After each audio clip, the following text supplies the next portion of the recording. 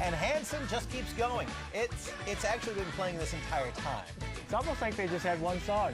They had a Christmas album. Did you know that, Thomas? No. Yeah, the Marlers actually own that Christmas album. It's probably pretty good. They could sing. It just a little. Remember, were you here when they were in the studio? They were on the. Was this pre-buzz? They were on the 8 o'clock hour a few years ago. I think Tim says he was here. Tim, yeah, that was a long time ago. It was pre-buzz. They were great. And they were nice guys. They were, but they were barefoot and crazy. Oh, really? Yeah, but they were doing a cool walk, so it was all right. Oh, all right. Well, for some of us, the 90s may seem like a distant or not so distant memory. For others, we're still saying whatever, singing mbop and wearing Zubas. Those are Minnesota creations. I like those pants. For two authors, they took their love of the 90s and compiled a book of more than 200 items tracing the history of some of the great memorabilia in their book, The Totally Sweet 90s. Joining us this morning are the authors of that book, Brian Bellmont and Gael Fashingbauer Cooper. Good morning, Brian and Gael. Thanks for being here. Hey, thanks for having us. First of all, as you brought all your stuff and you spread it across the table, we were all like, oh yeah. Ooh, I remember that. I love that stuff. Is this all your stuff? Did you guys like save and compile and do all this? Some of it's ours from back then. Some of it's ours from bought it later on, picked it up on eBay, whatever. But yep, lots of friends contributed this time around. Exactly. A lot of people kept this stuff. Yeah. So obviously, if you save some of this stuff, the 90s were big, they were important. And this is your second book on pop culture, right? Yep, the first one covered 70s and 80s. Yeah, so the 90s, so you said we just have to do this because this is our thing. Anything that surprised you when you were gathering memorabilia, things you had completely forgotten about? Boy, I think the thing that surprised us the most was how quickly technology changed over the course of 10 years. Look at our cell phone. Well, exactly, the Zach Morris cell phone went from that to, by the end of the 90s, really small, and now look what they are today. Or floppy disks, for instance, that we were very excited when floppy disks came out and let us put 1.44 megs of memory on a desk, which is like a teeny tiny, cell phone picture today, and look what it is now. Right. Now, as you went through and you were compiling all your stuff from the book, is this just from your own memories? Did you go and did you poll people? Did you interview people? Did you just tap into the collective conscious of We try to do a little bit of everything. I mean, there are things that everybody remembers, like it might be maybe Urkel or, the giant cell phones, and there are some that people, takes them a minute to go, oh yeah, Dream Phone was a game that I played, or Crystal Pepsi came out, and everyone had to make clear beverages like Zima and clear beer. And, so some of those things really have to spark a memory in a person, and some we never really left us. I turned right to the Newsies page, by the way. Nice.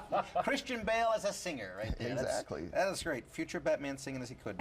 How much influence then, I mean, we're talking about what things we don't remember, but how much influence did the 90s then have on what we see now as far as pop culture? It was quick hits, wasn't it? It was real trendy stuff, real fast. Exactly. It came up really quickly, but then now a lot of the decision makers in pop culture today, the people who are producing movies, people who are writing books, a lot of them grew up in the 90s, so they're all kind of remembering that stuff. The new Teenage Mutant Ninja Turtles movie is coming out, soon-ish. So people are looking back to that to really kind of drive what's happening now. Did anyone own the Bob Ross basic paint set? I don't know if we can see that on camera. One over here. I wish. But this is the happy little trees guy. We love If you want to this just kind of lean at that camera right there. Well, Bob Ross, of course, had the joy of painting, and he also had a line of painting supplies, which makes complete sense. Did he have hair care products? He should have had hair care products, and sadly, he passed away in '95, so we'll never get another Bob Ross show. But he was a great memory. Many of my friends in college, because I spent all of the 90s practically in college, from 90 to 98, right? And 5 years in some variety of dorm room. Magic Eye posters. I spent countless too many minutes, we'll just call them minutes, staring at these, trying to figure out what the heck is in that picture. Yep, and those were huge, as everyone knows. They had the books, they had the posters. There were whole stores of them at the Mall of America. Yep. Yep, and a lot of people can do it. A lot of people can't. Some of us still never could. Have you ever seen one? You continue the interview. I'm going to try this. That is really funny. So when you put out a book like this, you guys have a party that we're going to talk about, the release party. Do people then contact you with other ideas for 90s stuff? So then they say, oh, I got this, or they send you pictures of things that maybe didn't make the book that you maybe forgot about? Oh, yeah, sure. Absolutely. Yeah, we have a Facebook page, and people will write in and say, oh, I still have a bottle of Zima, or I still have a certain 90210 doll, or whatever. And everyone likes to remember it with us. Who still has a bottle of Zima? Who is this person that still has a bottle of Zima? A, who drank it? Well, okay, I had a couple. I did try it. I had a couple after I turned 21 in the 90s. Real quickly, talk about the release party and special guests. Yep, exactly. It is at Majors and Quinn Booksellers in Uptown on this coming Thursday from 7 to 9. And it's just going to be a fun party with a costume contest, and we'll be signing books. And we'll also be joined by local actor Patrick Thomas O'Brien, who played Mr. Dewey on Saved by the Bell. So he'll be joining. Oh my gosh, yeah, I didn't realize. Oh, wow. I like Mr. Dewey. I like that. That makes me happy.